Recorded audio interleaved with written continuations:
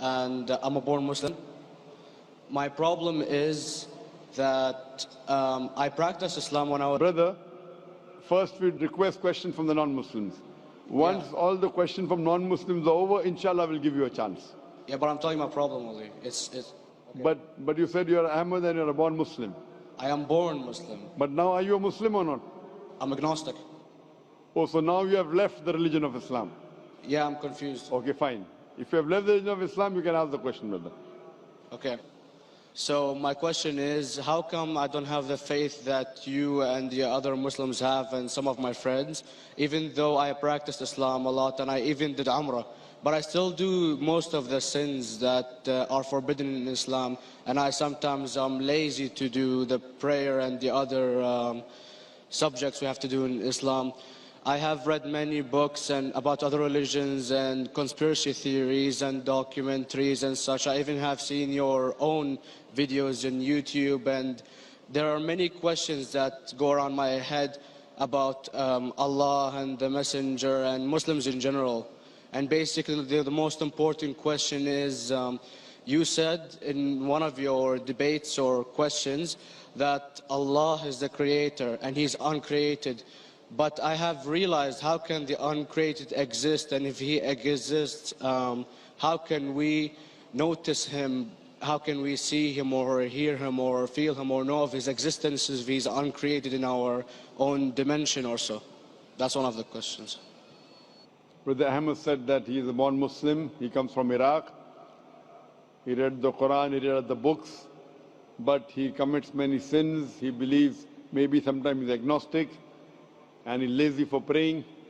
Brother, before I answer your main question, if you do sins and if you're lazy for praying, that does not make you a non-Muslim.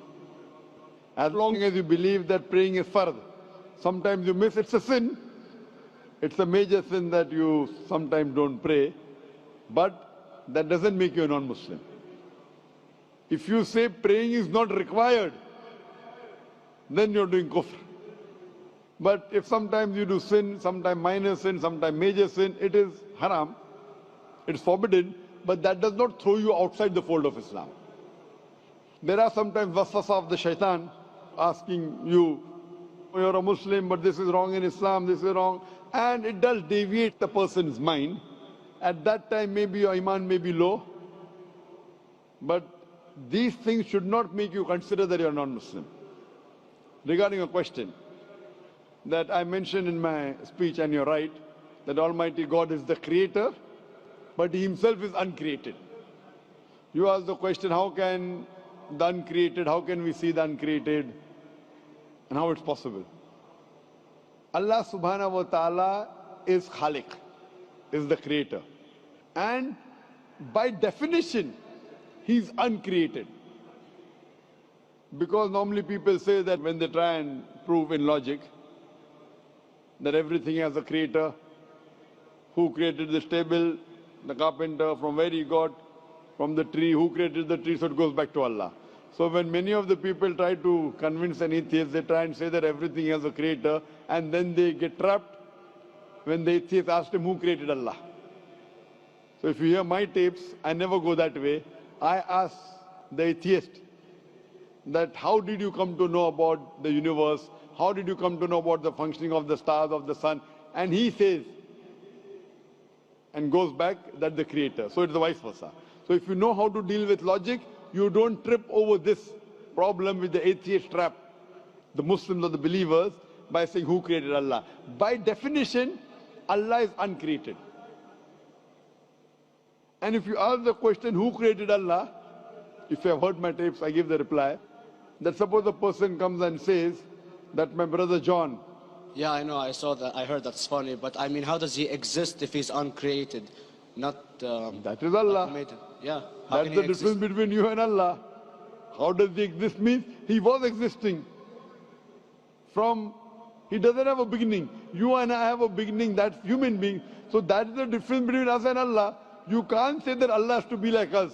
If Allah is like you and me, why should we worship Him? I see, but have you heard of the phenomenon, the Big Brother, used by various orders and political agendas to control the people and such by implementing it into multiple gods, and then later on it became a monotheistic religions all over the world to make it easier for Big the Brother, people to... sorry, I've never heard of the religion Big Brother. It's not a religion, it's like a theory, an idea, basically. For What does it say? Yes? What does this idea say? What does it say? Is that when you have a big brother, it's easier for you to live life.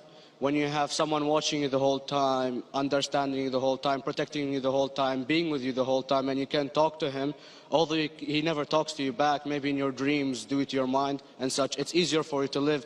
While a human who does not have a big brother and is not easily controlled into doing so and is having complete freedom is a danger for the major ruling powers and such.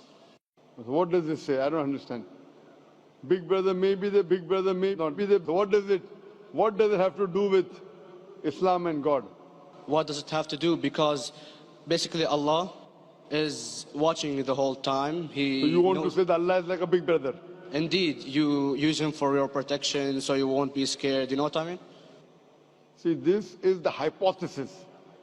Hypothesis. If you have heard, how do I convince an atheist? If you have heard my answer, that you said that you're agnostic, you're atheist. Yeah. So first thing I do to an atheist is I congratulate him.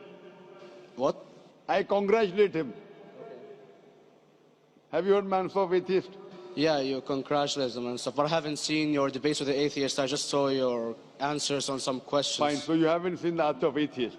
No, but I've seen your debate with David William Campbell. And David William Campbell is not an atheist. Yeah, yeah. Now when an atheist tells me he does not believe in God like your theory of Big Brother, yeah, and if you believe in that theory, I will ask you, first thing I do to the atheist, I congratulate him. You know why?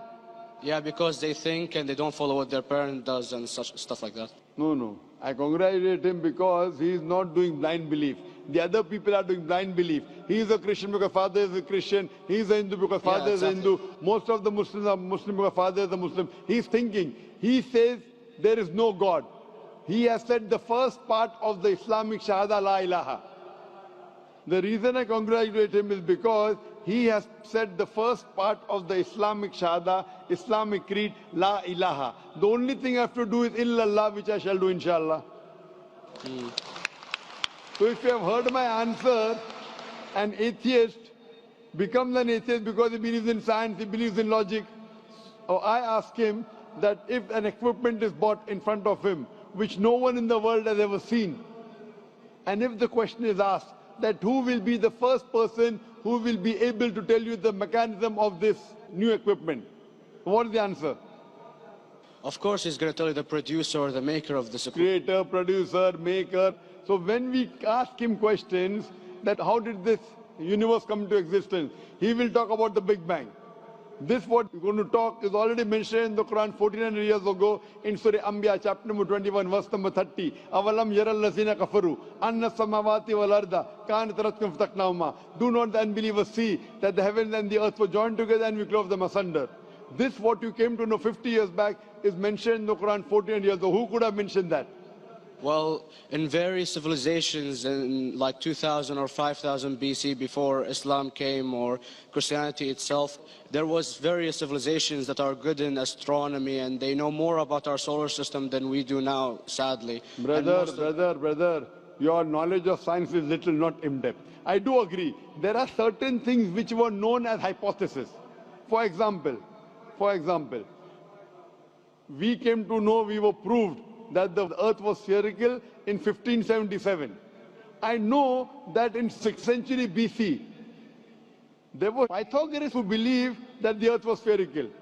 But the same Pythagoreans who believed the earth was spherical also believed that the earth was the center of the universe, which is wrong. You show me one civilization which believes 100% what the Quran has mentioned.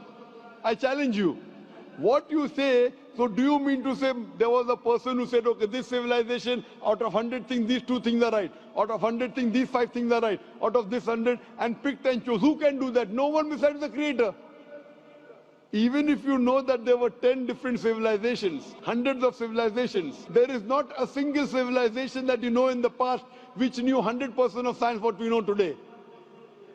So where is your logic? Where is your theory? I do know that certain things were hypotheses, which were proved later on. But there is not a single civilization which knows everything what is mentioned in the Quran. So the answer goes back to the original question, who could have collected this in the Quran? Someone 1400 years back, could he do and say, okay, out of these 100 things, these 3 are right, out of these 100 things, these 2 are right, out of this are... It's not possible. Mathematically, it's not possible. Well, you never gave the idea of extraterrestrials or so. I mean, knowledge is power. And Brother, I'm asking you a simple question. We are not coming here to have a debate. yeah. I'm asking you a question. Point out a single civilization. You're asking something else. Yeah, We are alright. not here to discuss. You can come in the room and discuss. You ask a question, I'm giving you the answer. You gave about old civilization. I told you you're right. But out of 100 things, 98 they were wrong. So I'm asking you, who could have mentioned this in the Quran? You're talking something else now. Yeah, well, I'm asking a simple question, 2 plus 2 equal how much? You're saying, I'm telling you 3 multiplied by 3 is how much? I'm asking a name, you're telling that where do you live? I'm asking a simple question, name me a single civilization which has everything what was mentioned in the Quran. Do you know of any or not? Yes or no? Well, not everything, of course. Even not 10%. Why? Babylon knows of most of the planets and such. Planet is not the only thing mentioned in the Quran. There are 1,000 things mentioned in the Quran. To say what 1,000 things are mentioned in the Quran, 10% would be equal to 100 things. Did Babylonian civilization knew about 100 things mentioned in the Quran? No, because they You don't cannot. have the They knew 5 or 6 things. In percentage wise, very small. So Of course. who can be the author of the Quran besides the creator to know what is right, what is wrong? Today science has established the hypothesis mentioned by Babylonian so many centuries back is today proven. So these were hypotheses in the past, which out of them many have been rejected, some have been accepted. So to collect all which is 100% correct has to be from the creator and no one else. Hope that answers the question.